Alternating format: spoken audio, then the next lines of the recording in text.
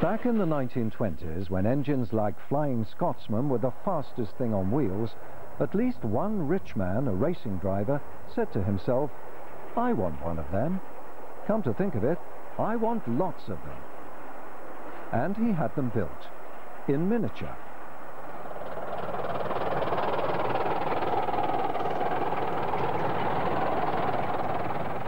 That was how the Romney Hythe and Dymchurch Railway began. All these years later, the engines are still hard at work, and once a year there's a double-header day, when every train has at least 2 engines, sometimes more.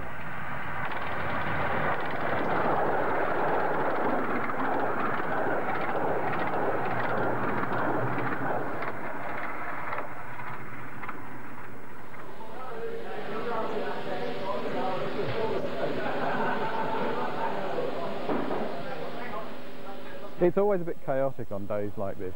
What happens is the firelighter comes in and he then has to get the locos ready in order so that they're ready when the drivers come in with about 50 pounds of steam in the boiler.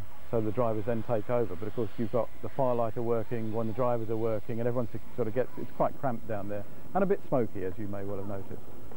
The enjoyment at the end of the day, when you see them leaving the shed for a good day's work, maybe 70 miles to cover in the day, it's just amazing. It really is. They're bringing them to life every morning.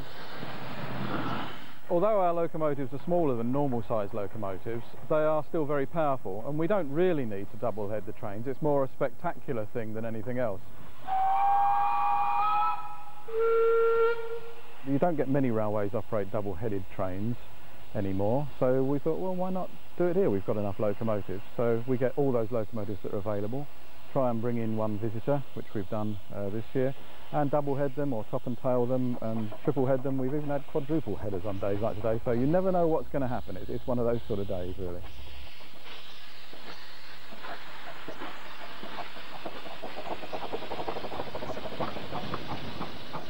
There's just something about a steam engine that sets you off, I don't know. I held the regulator first on Hercules in 1971, I think it was. No, after that I could never let go of one. There's just something about the power of a steam engine, and if you don't do the job right, you're not going to get to the other end of the line. The noise of an engine is tiring, especially if you get one that's worn out, you know, where the rods are clacking and banging and so on. That can be quite tiring. And we do 73, 75 miles a day, which is all the way to London and halfway back again. A lot of people can run an engine until they run out of steam and water, then they'll take it off and go and have a cup of tea and then rebuild the fire and go out again. Or if it starts to rain, they'll come off, oh, it's raining, I'm not going to go out anymore. But we run in all weathers, snow, rain, sleet, hail, blazing hot sunshine, 90 degrees temperatures, and we've even had the boys on salt tablets sometimes, so they just keep drinking water to keep the fluid intake up. But it's a professional job.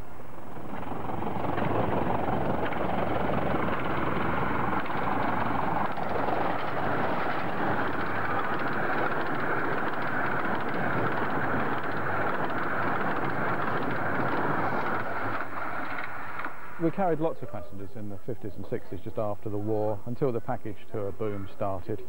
But a lot of those were short journeys because there were lots of holiday camps along the line. These days this area is not a great holidaying area, although there is some along at Hastings and some in Folkestone and that way.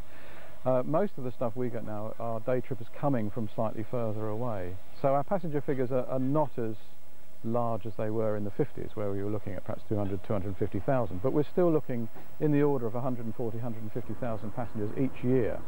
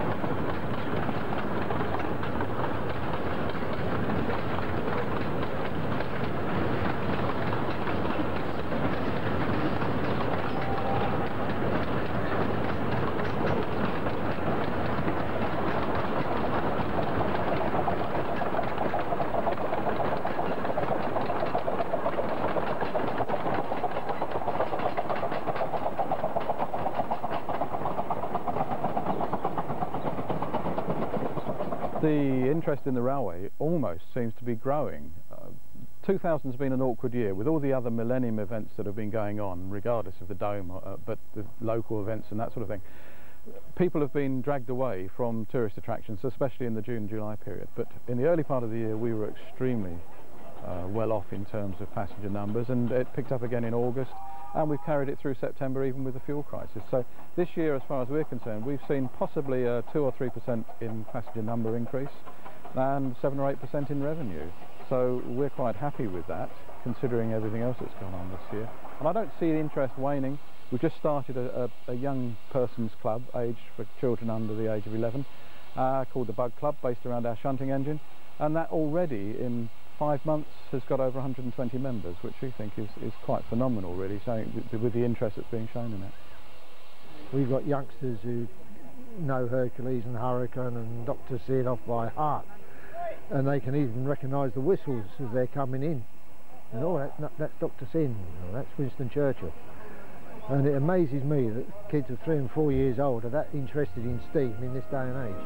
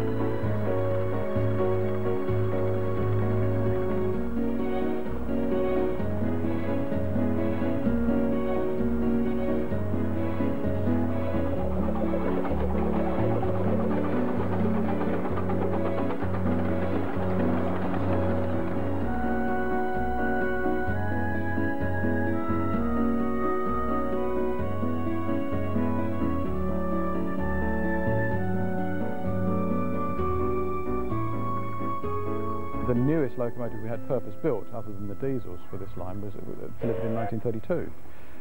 So all the locos are getting old. They do 8,000 miles a year each if they're on mainline service, and you have to ask yourself the question sometimes when people ask, are they reliable? Well, if you had a vintage car that was 70 odd years old and you expected it to do 8,000 miles a year, what sort of maintenance would you have to do on that? I think the future looks good. We've got several new initiatives. We're running dining trains now, which we've never done before. We're running steam driving experience courses. We've got the Bug Club. We're looking at local user rail cards and things like that. And we've got the schools contract for another 4 years. So I think the future for the railway is looking good. I've done 29 seasons, so I've done 28.5 years. I get enormous pleasure. Oh, I enjoy driving steam engines, but my pleasure is when I get to Hythe. And if you remember in the old days when the steamer arrived at Euston, King's Cross, wherever, the passengers would get off, walk down the platform and say, "Thank you, driver, nice run." And people get off with smiling faces and they've enjoyed their day out. I met this when I was 4 years old and fell in love with it, and once you fall in love with something, you don't really change, I suppose. At the end of the day, people linger at the line side, quietly falling in love with steam. It seems to attract both young and old, but there's no logic to it. Some people say steam engines leave them cold. Others see them as living things and get great pleasure from them. The fleet eventually finds its way back to the engine shed at New Romney. They're all of pensionable age and like to retire for the night early, leaving Hercules to labour alone with the last train, covering his many admirers in a cloud of steam.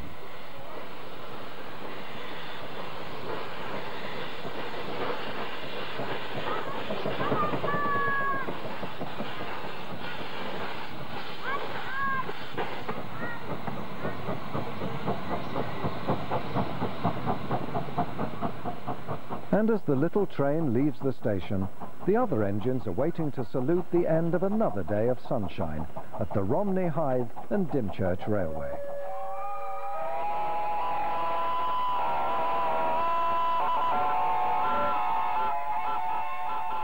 Every whistle in the yard takes up the cry. It's just their way of letting off steam.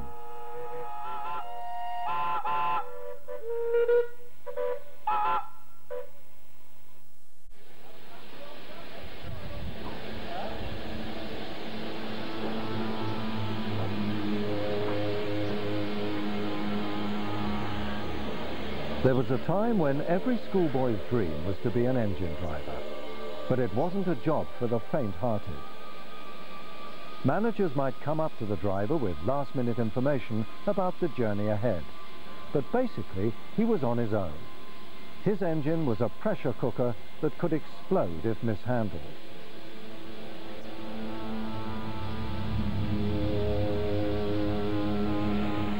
Tip from the guard, away. Took the starter pull. The steam locomotive belonged to another age. It was antiquated, temperamental, and unforgiving. Boilers should be strapped down firmly to concrete pads and not placed on a rolling frame and hurtled through the night at 85 miles an hour.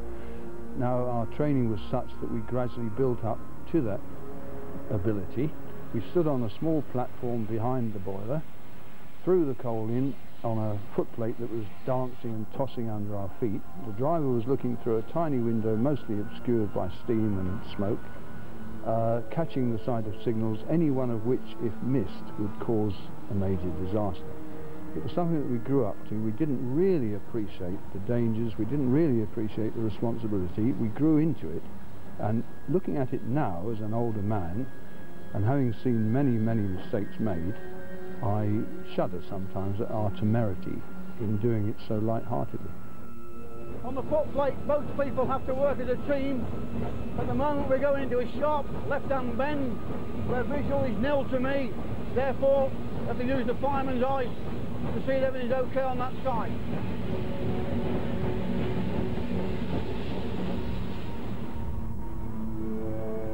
These black and white pictures from a bygone age give some idea of life on the footplate.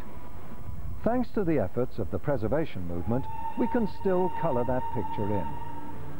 But driving skills from the old days won't be around forever, and there's now an urgent need to pass on those skills. Well, the experience was better than any adventure film that you could ever imagine. I remember being at the cinema and thinking, while watching Errol Flynn doing some crazy exploits, I'm going to be having more adventure than this when I go to work at midnight. It was extremely exciting, extremely stimulating and challenging.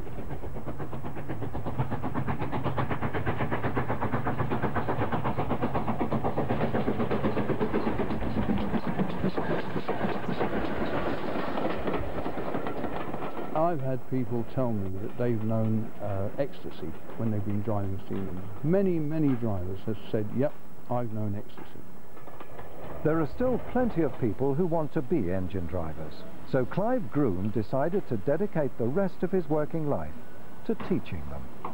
His students on this 5-day course at the Bluebell Railway include Peter, a motor mechanic with a love of fine machinery, Henry, a 14-year-old schoolboy who's outgrown computer games, Dave, who fixes computer systems for a living, Liz, studying graphics at university, and Terry, about to retire from the RAF.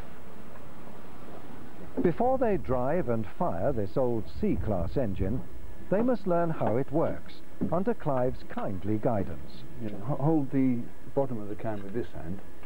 That's it, because holding it for a long time, your hand can start to shake if you don't do that. Very, very thin stream, or else it airlocks. With 2 at a time on the footplate, the rest of the class watch from a guard van behind the engine. Goes better with that off. Okay. I've got a little bit right away. Guard.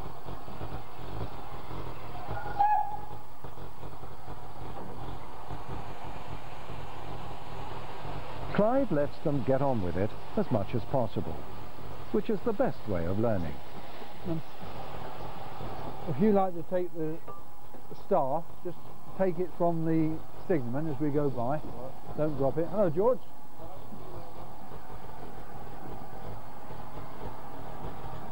A little bit more steam, Terry. Thank you, Norman. Okay. Yeah. Shut the cylinder cock.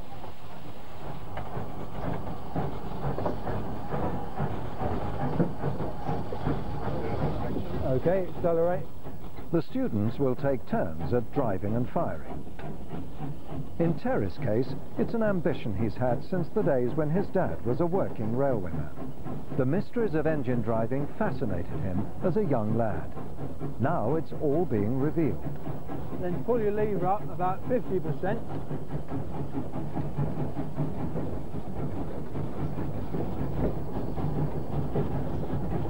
How are you doing, Peter? All right? Very well. Yeah? I'm enjoying this. Good. The pressure's coming up nicely. Absolutely. When we shut the regulator, take a check of your water. Yeah. Although it looks high at the moment, it'll probably sink, as you know, when we shut the regulator. Right. Driving a steam locomotive isn't the hard bit. It's firing that takes time to master. The firemen must produce power as they go along. Otherwise, they'll just grind to a halt.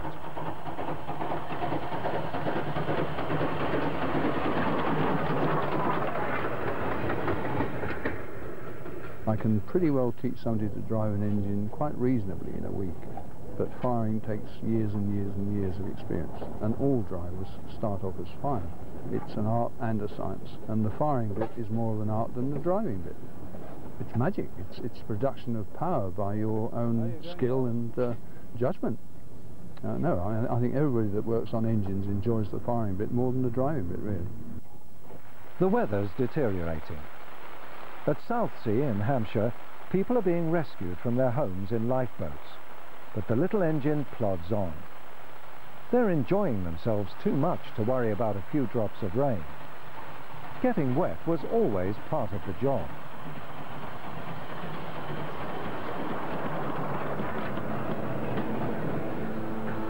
It takes Clive Groom back to the days of steam, when engines were being thrashed in their twilight years as crews fought to keep time.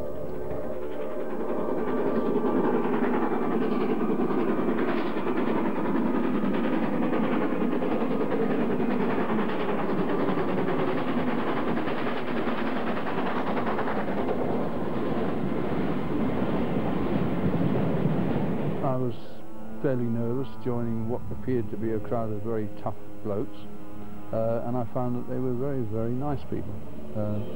They may have had a tough job, but they're gentlemen and very nice people.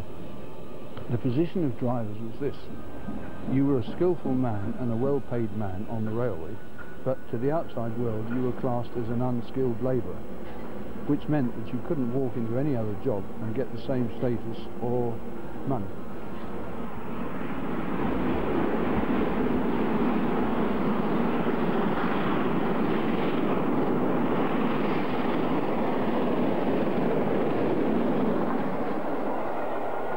Back in the present day, the trainee engine crew is approaching journey's end. Nice and loosely.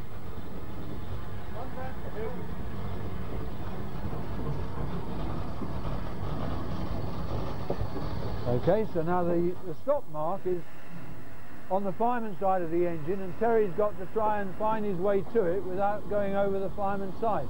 Terry? Yeah. Don't cheat. Up and over the gents.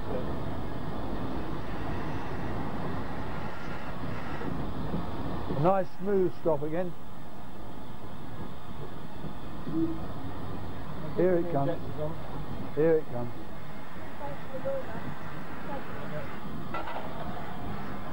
Well done. The first thing that happens is you get a tremor through the locomotive, and it doesn't actually move at all, and it's like something alive and elemental, and then it starts to move, and you become aware of the the enormous power even in a relatively small locomotive. Everything on a locomotive is delayed, the brakes don't work, the accelerator doesn't work, and there are no instruments to speak of. I forgot to count them, but there may be over a dozen different noises you need to learn to recognise. Well, I've been on the railway all my life because I live at Horsey Canes, and it's just the fact that every day I can come home from school and watch a steam train go past, and it's just the thrill of being able to watch them. The thrill of actually firing the thing. You're thinking as a fireman over a time frame of maybe 20 minutes or half an hour ahead. You've got to know what type of road is ahead of you, uphill or downhill, and you've got to put the coal exactly where it needs to be in the fire. I was astonished when I first opened the firebox to see the size of the fire and the intensity of it. Although I had been on footplates previously and had seen fires, I'd never seen it on a working locomotive like that, and the blast, it was like Dante's Inferno and incandescent, and that was a real surprise to me. For more than 100 years, Britain ran on steam. There was always a man up front, a face at that little window, peering at the road ahead. The engine driver was out there in all weathers, in touch with nature and with danger. And he became something of a philosopher. I think most mainline engine drivers reach a philosophical frame of mind. The responsibility, one thing, the kind of view they have of life is another.